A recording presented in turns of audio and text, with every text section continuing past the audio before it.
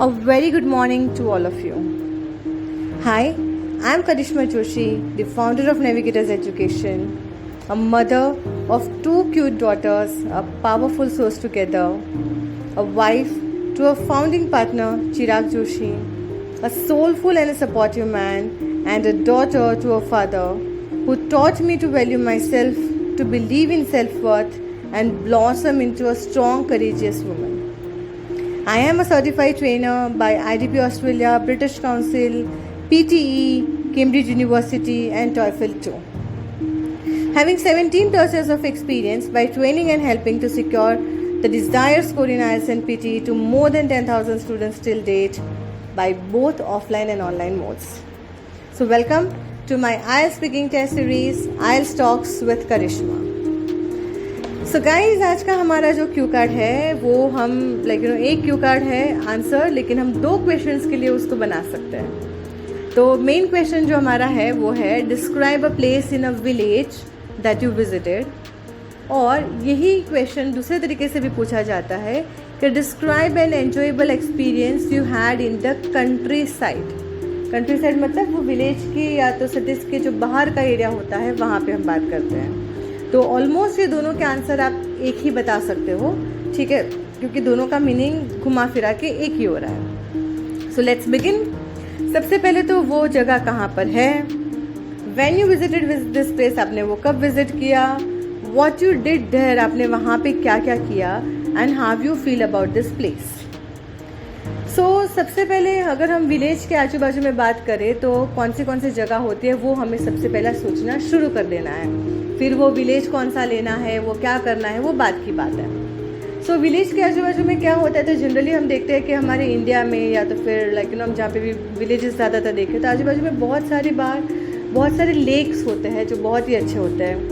कई बार कोई ancient temple होता है, या तो फिर कभी कभार कोई लोकल मार्केट भी होते हैं जो सिटी के बाहर के साइड होते हैं. तो हम उसके बारे में किसी के बारे में बात यहाँ पे कर सकते हैं. अभी उसका हम बेस बनाएंगे, तब बना सकते हो कि भाई 2-3 बेस हम बना सकते हैं. जैसे कि सबसे पहले कि वेल आई बिलोंग टू से मानसा और I belong to Dahegam which is a village and it is also my native place. ठीक है. या तो when I was in my school we were taken to one day picnic or a tour to Patan which is a town in my state and nearby that. फिर उस तरीके से हम आगे का आंसर बना सकते हैं. तो या तो फिर आप बता सकते हो कि मैं मेरे कोई फ्रेंड की शादी में गया था वो विलेज में उसके, तो वहाँ पे फिर हम लोग बाद में घूमने गए तो वो विलेज के बाजू में क्या था, एक एंशिएंट टेम्पल था. या तो कई बार कोई कोई मॉन्यूमेंट भी हो जाता है, कभी कोई फोर्ट होता है कोई किंग या क्वीन का हिस्टोरिकल टाइम से, तो वो फोर्ट्स भी कई बार आउटस्कर्ट्स में होते हैं विलेजेस के. तो आप उसके बारे में बात कर सकते हो कि हम लोग कोई पास टाइम था तो हम लोग वहाँ पे घूमने गए थे. तो इस तरीके से आप ये क्वेश्चन का जो आंसर है उसका एक बेस बना दीजिए. ठीक है. तो आप कहाँ से बिलोंग करते हो, तो वो एक विलेज है या बहुत ही छोटा सा टाउन है उसको एक मेंशन कर दो, और उसके साथ आपकी कनेक्टिविटी मतलब आपका वो नेटिव है, आप स्कूल में से टूर में या पिकनिक में गए थे तब वहाँ पे आपको ले जाया गया था और वहाँ पे वो जो है वो एक हिस्टोरिकल प्लेस है और उसकी वजह से वहाँ पे ले गए थे. तो वहाँ पे आजू बाजू में ये था.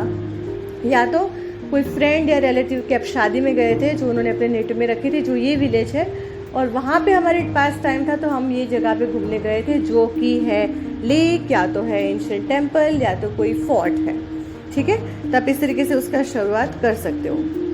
फिर आपने वहाँ पे कब विज़िट किया, तो एज वो मेरा खुद का नेटिव प्लेस है तो मेरे ग्रैंड पेरेंट्स वहाँ पे रहते हैं. तो आई विजिट ऑलमोस्ट ट्वाइस और thrice in a year to this village. And so last month मुझे मेरे जो ग्रैंड फादर है, मैंने लास्ट टाइम जब विजिट किया था, just I remember in my vacations before 2-3 months. So उस वक्त मुझे मेरे ग्रैंड फादर ने बताया, या तो फिर आप स्कूल में से घूमने गए तो वहाँ पे कोई लोकल गाइड ने आपको ऐसा बताया, या तो आप फ्रेंड के वेडिंग में भी गए हो तो वहाँ पे भी उनके जो घर वालों ने उन्होंने बताया कि भाई ये जो हमारा विलेज है उसके नज़दीक में 5-10 किलोमीटर दूर एक लेक है, या तो एक टेम्पल है, या तो वो फोर्ट है, उसको अभी रिसेंटली गवर्नमेंट ने डेवलप किया है. ठीक है. डेवलप किया है तो क्या किया है, तो उसको अच्छे से रिनोवेट किया है. फिर उसके आजू बाजू में गार्डन बनाया है, बहुत ही सुंदर सा, वहाँ पे साफ़ सफाई करवाई है, और वहाँ पे बहुत सारे लाइक अच्छे अच्छे थोड़े बहुत लाइक राइड्स भी लगाए हैं बच्चों के लिए कि जिसकी वजह से वो एक आउटिंग प्लेस लाइक यहाँ पे बन जाए। तो वो बनने के बाद वो जगह का लुक ही एकदम बदल गया है। तो हम लोग भी वहाँ पे गए, वहाँ पे विज़िट किया। तो हमें नहीं पता था कि एक विलेज के नज़दीक में इतनी सुंदर जगह भी हो सकती है। It was a beautiful place, the scenery over there was very nice. ठीक है, आप वहाँ पे किसके साथ गए? तो I went there along with my cousin और friend. We took lot of pictures. We took a walk. We also played badminton and really had some good snacks which the vendors were selling over there, and had a wonderful time over there.